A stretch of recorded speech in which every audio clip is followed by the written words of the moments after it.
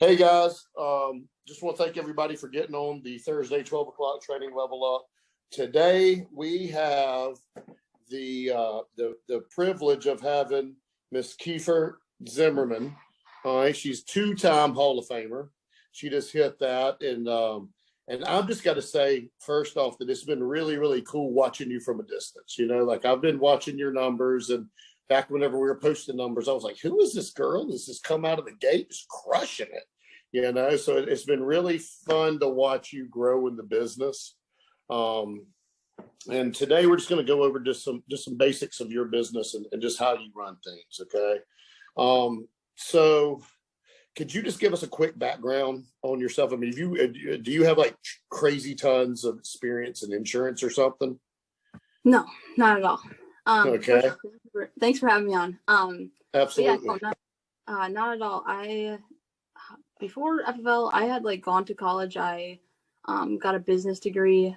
I was in North Carolina. All my friends in North Carolina were going to like meetings and things like that to try to see like what career they wanted to get into. And I was like, I just want to go home when I'm done. I've been playing sports. Like I don't get to go home much. So I just want to go home and kind of figure things out.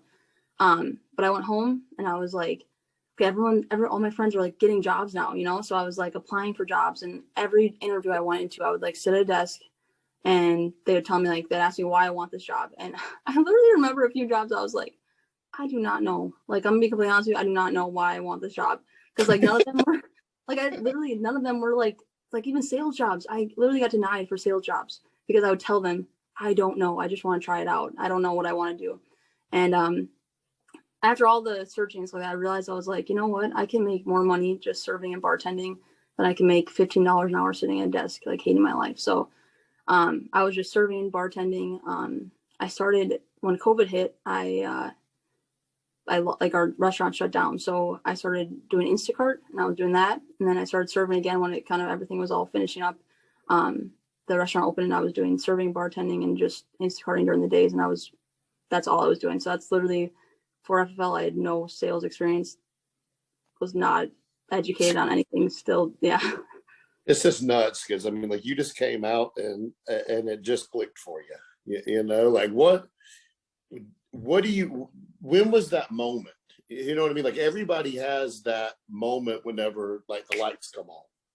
You know, it's like, because John Whitmore always says, man, once the lights come on, you can't unlearn how to sell insurance.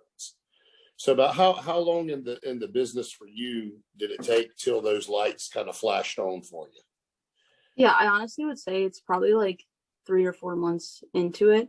I think when I first started, like my first week, I like killed it. And I don't even know if I would honestly be here today if I didn't do good. I'm not gonna lie. I don't know. I was like, wow, this is really easy. I must be really good at this. Like, that's what I thought. I was like, I'm gonna do something that's like super special. I have no idea. I was like, yeah, all those haters that were saying they weren't gonna hire me because I didn't know anything about sales. But no, so I don't know. I had a really good first week, and then then like a couple weeks later, I started like it would get bad a little bit. I had a couple weeks of not doing much. But I think I like surrounded myself with a group of people that were killing it, and so like I had there was no one that, I mean, if I was putting in the same hours that they were. Like, there was no reason why I couldn't be where they were at. And I was just comparing myself, which sounds bad, but at first it was really helpful by constantly trying to compete with them and things like that. But I remember like my best friend was doing this too, and she was like, I want to hit Hall of Fame. And like, I'm like, I'm not going to say I'm going to hit Hall of Fame because there's no way I can do that. Like, that seems like ridiculous. It's not going to happen. And then 1 month into it, that's when I started like, I was like, this is going to be easy. Like, then the rest of the month seemed like, it was like I would say around month 4 that it was just like everything started kind of flowing. And I'm like, this is going to be fine. Like I can set the goal to hit Hall of Fame because it was like, it seemed more achievable at that point. Cool. So what does your week look like? Well, it's changed inside a little bit. I just am changing up right now, but it's just typical. It's like what everyone else is doing, just downing on Mondays, running Tuesday, Wednesday, down Thursdays, running Friday, Saturday. I am going to start switching it up because I need to focus on the building side of it too. I've been just focusing on personal production, so I got to switch up my schedule a little bit so I can focus more on recruiting stuff. But it's just honestly typical. I don't do anything special, so that's literally like I'm not anything great. Still, So how many appointments are you running every 2 days? 15. 15. Okay. Yeah. And are you doing it over the phone, or are you going into people's houses? Both. So I would say it was 90 in home, 10 over the phone, but now it's probably like 70 in home, 30 over the phone. Okay, gotcha. What do you find is different between the two? You know what I mean? Like, what do you find is different over the phone versus being in the house with somebody? Because we got a lot of people that kind of like trying to do the hybrid thing, and everybody, like I noticed personally that that you can't push people over the phone like you can in their house because you're not sitting in front of them, right? They can easily just hang up the phone and boom, they won't have to answer ever again. Right. So like what kind of dynamics did you notice that were different whenever you started switching over to the phones? Well, I think the same, like what you just said, but also on top of that, I think that what makes me actually pretty decent at selling insurance is like my ability to connect with people and customize a plan for every person individually. Like I never tell people we're gonna give you price A, B, and C. Which one do you want? Like I'm always like, I'm literally gonna customize this to make it fit everything that like you guys are looking for. And I figure out all the stuff that they have in place already that they want to have in place and try to like make the plan work, right?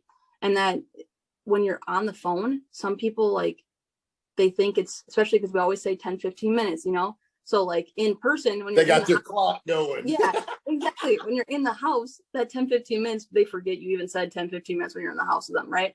But on the phone, they're like, okay, just like, what is it? How much is it going to cost? Like they're just like, we said 10-15 minutes, let's just get this thing rolling. So I feel like it's harder to set the table of how this is all going to work out and really get to know them.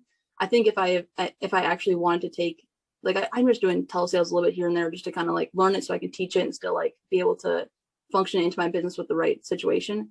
But I think if I was personally to ever do just telesales, I would have to learn how to do Zooms and just do that all the time because I still need to feel like I have some sort of connection there. I think that's the biggest thing that stops me from selling. Like today, I just had one at 10 o'clock that I did not close. And I was just like, gosh, if I could be in that home, because she said she has, I got this policy, I got that policy. And I'm like, she's like, in the amounts that she's paying for them, I was like, there's no way. And I'm like, I wish I could be in person. And so I saved the lead. I'm like, if I'm ever in that area, I'm going to door knock the house. Because if I could just check her policies out, I know I could probably figure out a way to buy around, sell around this policy versus that. But I think that's my biggest struggle right now is just getting over that like relationship and lack of connection there. Okay. And what's your mindset whenever it comes to the phones and in-home and things like that? Well, I honestly, I don't like dialing. I hate dialing, but I think it's just like, I mean, even on nobody likes dialing. Yeah. And I think the biggest thing that's like got me through this business is to like literally create it like it's a normal job. Cause I mean, there's days I wake up and I'm like, I do not want to dial today. Right. But it's just my job. So I have to go in and do it. And then you have a good dial day. So, sometimes and you're like, okay, I'm glad I did that. I'm glad I got myself over that hump of not wanting to do it. But I think just the consistency of, I just keep my schedule the same. I've never stopped my schedule. Like where some people have a really good week and then they'll be like, oh, I'm going to take a couple of days off. I've never done that. I've never felt that need to do that because I know how this business works and the ups and downs that come with it, that I would never do that. And I think that's what's allowed me to have consistent success and been able to protect so many families always is because I just never break that routine. And that's why it's been hard for me to like build a business because I'm like so focused on just my own personal stuff. And so now I do have to kind of switch my schedule up to try to like create time for that right now. But as far as in-home stuff, I honestly, literally, I don't have like a solid structure as far as like, I go in and I say this and this and this. I literally sit with them and I just sit with them like for like 5-10 minutes and just hear them out and see what they want, like hear why, basically have them tell me why they want coverage or what's been on their mind or things like that. And I just tell them how we're going to customize a plan and go ahead. How do you set a table for that? To like invoke them to really like, confide in you and tell you really what they were looking for and why they did the thing, you know? Yeah. So when I first sit down, I'm just like, okay, so let's say it's mortgage protection. I sit down and I'm like, okay, so like, have you guys ever had mortgage protection before? Do you know anything about it? And then that's like, basically they're either going to say, oh, yeah, we used to say, just go. What do you know? Yeah, they're either going to go yes or no, right? Yeah, they're going to be like, let's say like, no, I've never heard of it. Okay, perfect. So is this your first house? And then I dive into just like questions like that. And as I'm asking certain questions, I think everything I'm asking them is going to pertain to like reasons to use against them, kind of like ammo, I would say. But it's not, I'm never asking like, I don't know. I don't do a lot of like, people are always like, oh, it's a beautiful picture on the wall. Like I don't do a lot of that stuff. Yeah. I don't try to like distract from it. I try to just like, in the questions, I try to tell them that how many companies we work with, why we work with all those companies. What that allows us to do is that everyone that I sit with, I would say everyone I sit with is between the ages of like 18 to 90. So we always have something for everyone. So there's not, everyone's finances are different. Everyone's age is different. Everyone's health is different. So my job is literally today just to help you guys customize a plan that fits whatever needs you're looking for. So I help you guys with that. And then, lastly, I just got to send the application to see if we're actually eligible for that once we find that plan that works best for you guys. So I think, obviously, when I'm filling out the worksheet, that's kind of when I'm asking more questions to get to know them a little bit better. But I think setting the stage of like, there's not like an A, B, C type of plan is like what a lot of people think. That's why it doesn't seem like sales to me, because I'm not telling them, okay, it's this product, that product, or that product. It's really like, okay, how are we going to help your family? Like, what are we going to do? What is if you were to pass away, what does that look like? If you guys didn't have coverage today, what's your plan? What is that like? What do you guys think you're going to do? If you can't get approved for coverage today, what's your plan going to be? So just to kind of hear that and let them kind of tell me what that looks like, and it scares them enough to listen up to what I got to say. I like that. I've never thought about if you don't get it, because I've always done like, if you didn't have any coverage, or if you passed away yesterday, I showed up today, what would that look like? But I've never done the if you didn't get approved for coverage today, what does that look like? Because that's a real big takeaway, and people's fear of loss is more moving than anything, right? So then they're like, well, let's see if I can get it. You know what I mean? To want to get approved. Yeah, like, absolutely. I want to get approved. I'm writing that one down. That's nice right there. Okay. So like we all have to, like, one thing that like this morning I made this little Instagram thing, and I was like, like good things happen whenever you do things that you don't want to do, right? So like if you don't want to go to that last appointment, you go to it, you end up selling it for a big one. If you don't want to make those extra 2 phone calls, you end up setting 2 appointments on those last 2 phone calls. So what is a consistent thing in your business that you do on a regular basis that you don't want to do, but it progresses your business in the right direction? Oh, that's a tough question. Honestly, I think it's a lot of stuff that isn't driving from like a selfish place. Like I think it's easy to want to like go out to another home and sell another policy and things like that. But I think it's more of diving into like my agents now. Like it might sound kind of weird to say that's not like what I want to do. I mean, I do want to do it, but it's like everything we usually want to do is out of selfish intent, right? Like because I'm going to get something from it. That's why I do it, right? Or like, I mean, it's still probably some sort of selfishness is built into it, but like, I don't know. I just have like, I got family doing this now. I got like people that come into the office I've built relationships with that like, I have to show up and do things now for them. Like me selling the home right now and not focusing on building a business is actually like hurting them in a way too. Cause I need to be helping them try to build a team and show them what that looks like for them and set that right. Like I've already set the standard of what it looks like to sell insurance. And so now I have to take another dive into something that I'm not really comfortable with, as far as I'm not good at recruiting. I don't know how to go about doing that, but I have to get uncomfortable with it. And I think that's the biggest thing, is constantly trying to get uncomfortable, because I'm very comfortable where I'm at right now and selling insurance. And I feel like I'm decent at it, so I can do it. But now I have to take the next step to be uncomfortable. And I think that's like making this get like, actually yesterday I literally went and was like, what is my day like going to look like? I need to set like from 6 a.m. to 8 p.m. Like, what is that schedule going to look like for me that day? And be more like intentional with everything I'm doing. And I think that's what I'm working on right now. Gotcha. No, that makes perfect sense. So what, I like how you said that you're wanting to kind of live in that uncomfortable space, right? Because the only time that any of us grow is if you're uncomfortable, right? Like nobody grows whenever you're content. You know what I mean? Like those are the things that it breeds. Next thing you know, your sales are down because you're not getting outside of your box. You're staying in your comfort zone. You know, like there's nobody that's ever got rich in the comfort zone, right? Or been successful in the comfort zone. They've been successful to a certain point, then it goes by the wayside, right? So let's see here. Let's go over your phone script. Okay.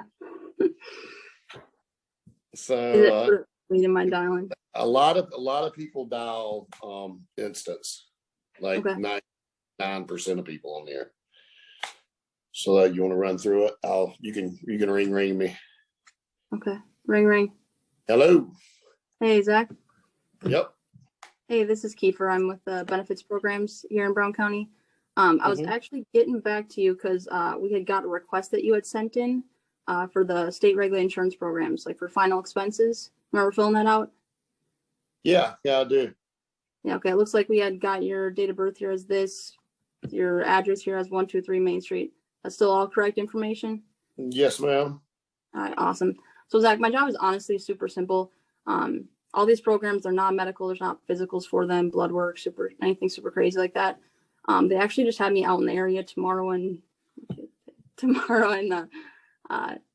Saturday, just making sure, you're not chained up to any hospital beds, verify ID and just go through the eligibility with you. It honestly takes only like 5-10 minutes. Are you still working right now, Zach? Are you retired on disability? No, I'm retired. Okay. Are you typically more of like a morning person then, or afternoons typically better for you? Afternoons. Afternoons. Okay. I got like 2 o'clock tomorrow. You think that would work? Yeah. I think that'd be fun. And how long is it going to take? Only like 5-10 minutes. I just got to get you the information on it. Oh, okay. Yeah, that'll be fine. 2 o'clock. All right. Do you have like a doctor's appointment or anything like that? Or are you? Nope. No, I'm going to drop my car off, get the oil change first thing in the morning, but I should definitely be back by 2. Okay. Perfect. I'll put you down here for my 2 o'clock. What is the color of the house, just so it's easier for me to recognize from the road? It's purple. Okay. Purple. All right. Is there room to park in the driveway or just like street parking? You can park in the driveway. Okay. Perfect. Just look out for my dogs because they like to get out there. So if you see one, beat the horn at it or something. All right. Sounds good. I'll put you down here for my 2 o'clock. Hey, just so you know, it's me. I'm a younger gal. I got blonde hair. I drive a white car, but I'll put you down for 2 o'clock. Just give me a little leeway time because I do run the whole county. They love to load up my schedule. So if I'm running a little bit behind, just know that I'm coming. Cool. I definitely will. Okay. I think the biggest thing with internet leads is to treat them like anything else. Like I literally, ever since I've done like final expense or anything like that, I treat it all the same. And like I have plenty of agents that'll just be like, hey, you got that? We got the request you sent in for the final expense. Remember that? Like, don't need to say like all these huge words and like get so intent on like trying to like overload the phone call. Like I'm on and off the phone in like 2 minutes, less than 2 minutes if I can be. Absolutely. I take forever. Yeah, I'm very much the same way. I mean, I think that if you're on the phone more than 2 minutes, then you're getting into too many questions, and you're going to, and especially whenever new agents get on the phone and people start asking them questions, they kind of show all their cards. Next thing you know, they're talking about, they bait them into what kind of products you got, and they're over here talking about. I'm like, whoa, quit talking. Yeah. Go to their house. Honestly, I feel like half the time if I'm doing like internet, they don't even know why I'm showing up. Like I'm just like at the end of it, they're like, what is this for again? When you're like confirm the point, what is this for again? And you're like, yeah, just that final expense stuff. It just takes 5 minutes. I'll drop it off to you. I'll get you down for 2 o'clock tomorrow. All right. Sounds good. See you then. Like, yeah, it's like, you're asking too many questions already. But my biggest thing is like, I just want to resolve, like, I don't even care if they have something in place or anything like that. I just want to resolve every lead. So I'd rather go out there and be able to, even if they're like, oh, final expense, I already have that taken care of. I'm not going to like, no problem. Just got to get you the information. Just keep trying to get them the information, because so many times I go out people's, that's like the best sale is when somebody has another policy already that you can do better. Because like you don't have to show them the value of insurance. They already know how valuable it is. You just have to be able to build enough rapport with them to let them to trust you to be able to be their insurance person now. So Absolutely. Now, do you go door knocking? Yeah, I love door knocking. Yeah. How many, like how often do you do that? I probably do it every run day, at least. Do you? Yeah. Have you ever done anything like how much more premium does that bring you monthly, would you say? I would say a couple policies at least. Okay. Gotcha. Yeah. Gotcha. Because I think that like some people just don't do it, and that's like a big deal. I mean, like even though I'm doing phone appointments, I'm door knocking every Saturday on appointments that I couldn't get on the phone or people that didn't pick up. Whenever I was traveling and doing this, I was right next. If you think about it, especially weekends, like there's so many hours in your weekend that you can like. I remember when I first started this, I was so obsessed with this business that I would like. It was a Sunday, and I would like be shopping like with my family, and I'd be like, "Oh my gosh, I have got to leave. Like I gotta go. I don't know. I just have to go resolve. Like I have to go door knock. Like I was like itching to like get out. It's like a different. I wish I had that feeling still in me. Like I literally think back to like how like I didn't know anything, and so my not knowing anything allowed me to be way more successful because I didn't overthink anything. And I miss that. I miss those days of just. I have an agent, Summer. She's on my team, and she's like somewhat new, and her like ability to just like go up and be like, hey, that neighbor, your neighbor over there, he got like, I don't do that stuff anymore. Like I don't know why, but I don't do it as much anymore, and I miss that ability to be able to just like not care. Like honestly, no one cares. Why do you care? Yeah, absolutely. No, yeah. I know exactly what I know exactly what you're talking about. Because I mean, I was very much the same way. Heck, I would go knock on their door if they weren't home. I'd knock on both the neighbors' doors and 3 people across the street, and just like, hey, I'm just out here helping some people get some insurance. You need some insurance? Cool, man. Here's my card later. You know what I mean? Like it was just, and I got callbacks from those. Like, hey, you the guy that came by here and dropped off your card? And I was like, yeah, like 2 months ago. I'd be like, oh yeah, I was out here like 2 months ago, and this one up here wrote this guy. Like, sweet. You know what I mean? Like, yeah. And even like asking for referrals and stuff like that. Like I think our business was not like built on that, like that was a big thing that Sean Mike had talked about. We don't have to sell the friends and family or ask for referrals, and we can, we got leads, but like that's something too that like more recently I've trying to dive more into on like. Have you? Yeah. What have you been? So how have you been asking for those referrals in the house? Like, how do you do that? Well, first I always talk about then I start asking about like their grandkids. Like everyone loves their grandkids, right? Like especially when you're staying with older people. Like you ever thought about getting covered in your grandkids? It's like a couple bucks a month to do that. Like you ever thought about that? Like, and then they're like, what is that about? So I show them. It's like $6 to get like a $10,000 policy or something like that. And they're like, well, just I'll do that too, And then you start doing that, and as you're doing that, you're like, I mean, you've already talked about your kids. You're like, you ever worry if something happens to like your son? You ever think about like, does he have coverage? And then they start diving into that, and then you start getting their information, or like you're at a house and oh, my daughter just bought a house, a couple months ago. She could definitely use some. And then you start telling about like there's cashback options too. She's pretty young. And you start telling them all this stuff, and they're like, wow, I'm definitely going to give them your information. I think just asking a few more questions in the home, it's not going to hurt anything, especially if you're not like trying to tamper your sale. It's not going to tamper your sale. It's just building more rapport. Absolutely. They're just going to trust you more now that you're inquiring about their family. Because I mean, that's what you're out there to do in the first place, right? It's protect your family. Yeah. And I think that children's apps, I mean, I write a ton of them, like, because everybody loves their kids. You know what I mean? It's like a no-brainer. If you write the parents, like I'm always going, how old are your kids? You got any coverage on your kids? No. Okay, cool.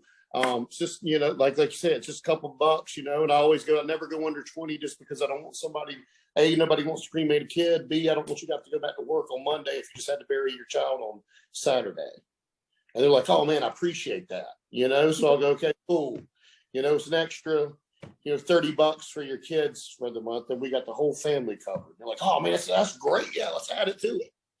And then then I always say they don't have to be in the same situation as you, struggling to wishing you would have got it earlier because now you're paying crazy amount of money for it. They don't have to worry about it. Absolutely. And dude, those things add up.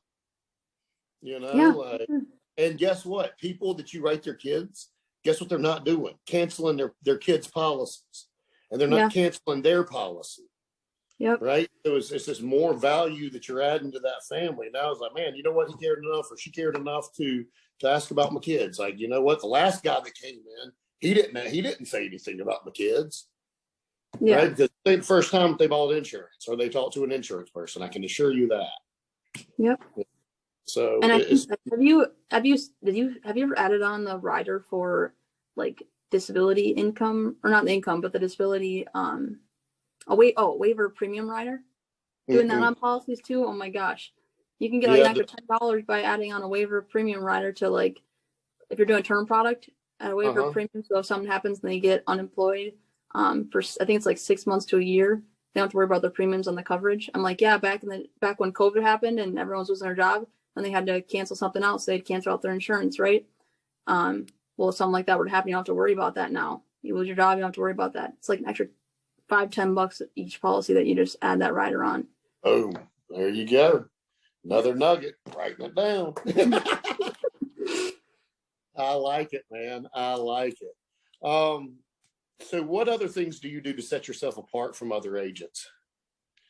I think what's been really helpful for me this whole process is just like diving into like the culture of my team. I think that a lot of people when they get started, you are independent, right? But I think a lot of people try to do this on their own. And if I was, like I said, if I didn't have the first good week and I didn't have the people around me when I first got started, I don't think I would have the same success. And a lot of people try to do this on their own. And I think the two things that cause people issues in this business are pride and a lack of leads. I think that people are too prideful to ask for help or reach out. And then obviously leads, we all need leads to keep selling insurance. I think people they don't want to ask questions. And like, I mean, I have my office right there, my door wide open. Like anyone can never walk in and ask questions. And the amount of people that do, like, is very few. You know, like you have people that have the ability to reach out to, like, we have anybody. Like I can reach out to you and talk to you and just ask you a few questions. Like no one's going to stop you from reaching out to anyone in this business. But I think absolutely, and everybody's going to be with open arms. Like I'm always telling you, agents, dude, like my phone does not ring enough. Yeah. You know, whenever I was brand new into this thing, like me and John Whitmore talked like 50 times a day. Like he was like, dude, like I'm gonna claim you on my taxes, bro. Like, I mean, I talked to you more than I talked to my wife, bro. You know, I mean, like all day long we were talking to each other, you know. But it was that like I love talking. Like I love when people reach out to me, and I like there are certain agents they know more about the business and they know more about each product because we're messaging every day throughout the day in between appointments. I'm talking to them, voice memos, whatever it is. Like they're having the most success by doing that. So you're just holding yourself back by not reaching out to people. No one is too good for you. Like that's what people think, that, oh, they're too high up, they're too whatever. Or they're too busy. No. Too busy. I get that. Yeah, I'm like, dude, I ain't that busy, bro. Yeah. You know, like, call me, man. Like, I'm not that busy. Like, I'll answer, like, watch. I'll answer if I'm on the phone with a client. I'll be like, hey, it's another client calling me. Hold on just a second. Hey, what's up? You know what I mean? Like, yeah.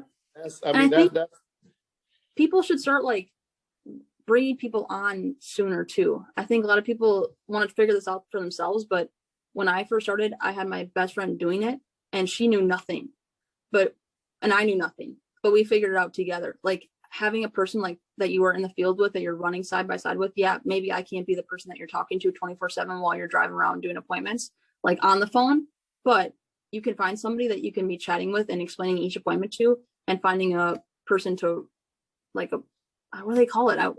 Running buddy. Running buddy.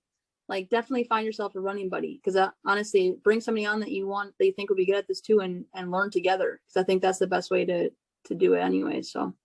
And another thing that you said at the beginning of the call that I just wanted to put some clarity on is whenever you said that you were comparing yourself to other people, but it was more like you were competing with other people, right? Yeah. Because like there's a difference in comparing yourself to other people and then competing with people, right? Because comparing yourself to other people is terrible in this business. And what I mean by that is like, if me and you started at the same time, you jumped out and you're killing it, and I'm over here still just kind of just going at my own pace. And like, you know, like, and that's one of the biggest downfalls, I think, in this business, is people comparing themselves to other people. Like everybody's on their own timeline to success in this business, right? But the competitiveness, you know, like you were competing with those people, not just comparing yourself, but like going, hey, I want to beat them. You know, Devin. I want to beat like whoever else is on the like. I want to beat you guys. I want to beat you. Right? Yeah, I actually have an agent. Like I have some agents in my office. I was talking to about this the other day. I'm like, they keep trying to compare their day 10 to my like day 500, and yeah. It's not like, and they forget about like, because we don't talk enough about it. But like, dude, I can tell you what my day 10 was. My day 10 was I started in the middle of winter in freaking Wisconsin. Do you know what it's like to be in Wisconsin in the winter? Let me just tell you that, okay? Oh, it's dark all the time. It's dark until like you wake up, it's dark. You finish the workday, it's dark. Okay, so I'd wake up. I would drive an hour because I had to go to Fond du Lac to our office. I drive an hour, sit in the office. I'm dialing all internet leads, all for like months, dialing all internet leads. And my freaking fiance is Evan's staff, so he's in the office. He should just be there from 9 to 5. You know, he's getting up and driving with me in the morning, so we're both going in early. And like Evan's done dialing at like 10 o'clock. And then other agents are like leaving the office, going to get lunch, whatever. Evan's running into my office yelling, "Woo, yeah, hey," you know, like just, I'm like, dude, leave my office. Like literally leave my office. Like I get mad. I was getting mad all the time. I was mad all the time. And I would be on the phone with people. I'd be mad. But I would it would take me however long, but I would book my 15 appointments. I'd probably be done at like 7 o'clock at night. And then guess what? I would get in my car, drive an hour back home, get home at like 8 o'clock. Again, still dark. And I was tired all the time. No idea why I'm tired. I'm sitting dialing, but go to bed, you know, wake up. Guess what? I got to run full, you know, in the winter, it's freaking miserable. And that's like what I did. But that's what I did all the time for months and months and months until I got good at this. And I think people are like, come in and they're like, oh, why can't I get leads in my county? Well, guess what? I run 2 hours is my nearest place right now. I run 2 hours to get to my places I go to. Never, absolutely. I'm not, that's fine. I can drive back home and still be home and go to bed, wake up, do it again. And people are like complaining about the silliest things. Like you have leads access in your county, like, and you're complaining that you were here at the office at 10 o'clock and then you left at 2 o'clock. And like, we're not the same. Like, you're not the same. You're not putting the same effort as I am. So I think that's the big thing is too, people forget, like you need to tell your story and tell your story about what your story looked like day one. Cause everyone's trying to compare themselves to like what, like I said, day 10 to my day. Yeah. Well, they don't think that we struggled at the beginning, you know, like my first 3 years, I wrote a year, right? Like a year, not a month, a year. Yeah. The first 3 years I was in this business. And then I went on the road traveling 6.5 hours every single week to go to work. You know what I mean? So it's different. It kills me too, man. I got to drive 45 minutes to the other side of town. I'm like, dude, shut up. Like, get in your car and go. Like, I bet I could get there in 30 minutes. How about that? You know what I mean? Like, it's always like a competition with myself and the GPS. Like, if GPS tells me an hour and a half, I'm like, hour and 20 minutes. Let's roll. Yeah, right. You know what I mean? Like, I'm racing. It's like, oh yeah, oh yeah. Look, just went down a minute. Sweet. You know what I mean? Like, I mean, but I mean, people just, I mean, you're right. They complain about the stupidest stuff. It's just like, just go to work. Like, nobody's giving out hundreds of thousands of dollars if it's super easy, right? Like, that job doesn't exist that I know of. And like, if somebody does know it, please, you can have my email address, like send me an application, because I would love to have this super easy job and get paid $200,000 a year. That'd be great. Right. Yeah. So we just got to put the work in. There's nowhere else, I don't think, that you can make this much money doing what we do. All right. Like, yeah, there's some suck in it, but there's a lot of other jobs that get paid a lot less, suck a whole lot more. Right. Yeah. So, yeah, do you have any, so let's leave them with this right here. If you could go back and give yourself a tip whenever you were brand new, what would that be? I would say probably to just share the opportunity more. I would say, I think it's just taking me too long to like, there's so many people out there that need this, you know, like if I didn't have this, I don't even know what I would be doing right now. Like, it's just crazy to see how much my life has changed in the last year and a half. Like, time just flies, and a lot has happened in this year and a half. And like, you just post about it, like share about stuff, like you're tagged and stuff all the time, like put it on your social media. I think that's the biggest thing that I've struggled with early on, was just like trying to figure it out myself. But you're just holding the opportunity back from a lot of people that could use it too. Absolutely. Well, man, I really do appreciate you getting on here. It's just good to finally get to meet you. Yeah, kind of face to face. You know? But two-time Hall of Fame member, congratulations on hitting that Thank last. you. That's awesome. I'm really excited to see how your team grows and what this business has got for you in the future. Yeah, thank you. And yeah, thank you so much for pouring into our team. We really do appreciate you. Yeah, I appreciate you guys. Thank you. Absolutely. Guys, today's Thursday. We start off at 0 today for a reason. It doesn't matter how good or how bad last week was. It was last week. This week we're at 0. So let's get back on the phones. Let's book some appointments. Let's go out here and help some families. Let's crush it for the weekend. Get a good start to the week. Keifer, again, thanks so much for coming on. Guys, if you need us, holler at us later.